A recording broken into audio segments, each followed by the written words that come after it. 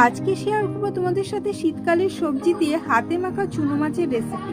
তো শীতকালের সবজি পেঁয়াজ কালি, শিম, বেগুন, কাঁচা টমেটো, পাকা টমেটো, আলু কেটে নিয়েছি, একটু আদা আর ঝাল অনুসারে কাঁচা লঙ্কা মিক্সিতে অল্প জল দিয়ে বেটে নিয়েছি। চুনো মাছটাও ধুয়ে পরিষ্কার করে নিয়েছি। একটা বড় বাটিতে সবজিগুলো ঢেলে মশলাটা দিয়ে নুন, হলুদ, লঙ্কার গুঁড়ো, কাশ্মীরি লঙ্কার গুঁড়ো, পেঁয়াজ, ধনেপাতা, সর্ষের তেল দিয়ে প্রথমে ভালো করে মাখিয়ে নেব। তারপরে দিয়ে দেব চুনো মাছ। চুনো মাছটা দিয়ে আলতো হাতে মেখে নেব। এখানে খুব জোরে মাখলে হবে না। এবার ঢাকা দিয়ে রেখে দেব 15 থেকে 20 মিনিট।